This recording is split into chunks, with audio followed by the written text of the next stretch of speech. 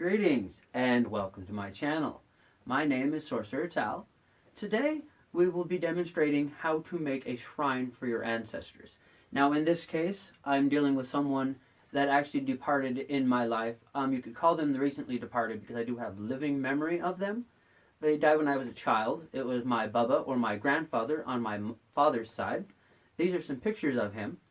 And when you create a shrine for an ancestor, one of the most common things to use is pictures, but you also want to try to include some other items, such as, here's his pipe, same pipe he's smoking in this picture here, and this clock that he left to me. And you also typically want to have some sort of a shrine, which would be like a box or something like for a diorama type thing. And in this case, I'll be using the clock itself for that as well. So, what you'll want to do, some of the other items you could use would be a ring, jewelry, things of that nature, pictures that they drew themselves, anything that has a direct memory to them. Okay, so, as I said, in this case, I will be using the pictures. So what I would do then is place them inside the shrine, like so. And you go ahead and close that. And then what you want to do is light a candle. And the candle behaves as a beacon because it is something that is visible in both realms.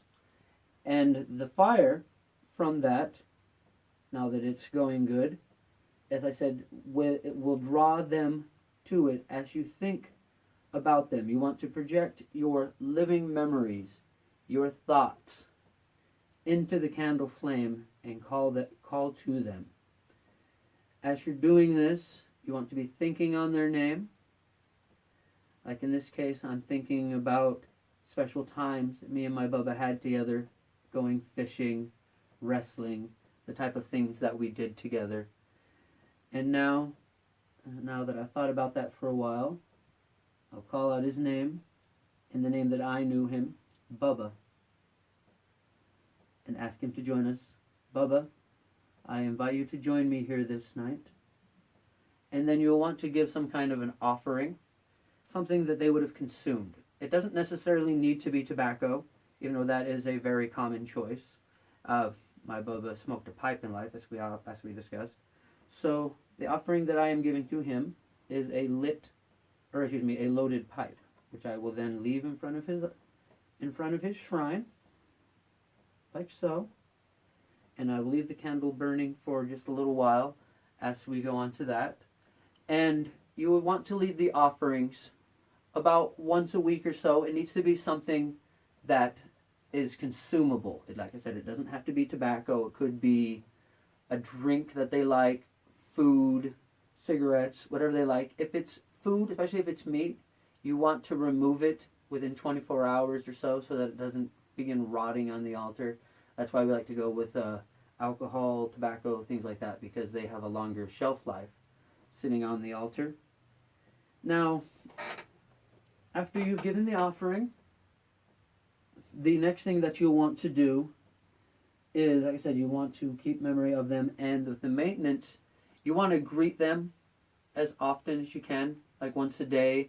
When you see them, greet the shrine as if it was the relative, and that is part of the maintenance as well, because that helps feed the positive life force and positive energy into the spirit.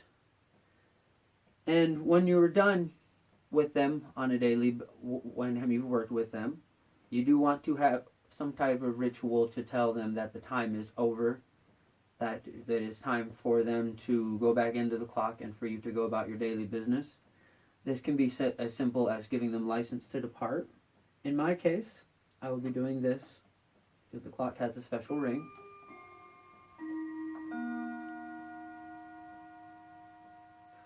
Okay, if you haven't subscribed to the channel, please take the opportunity to do so now. Don't forget to check us out on Tuesday for the next episode of Magical Theory, Bright Blessings, and an Interesting Fate. This has been Sorcerer Tal.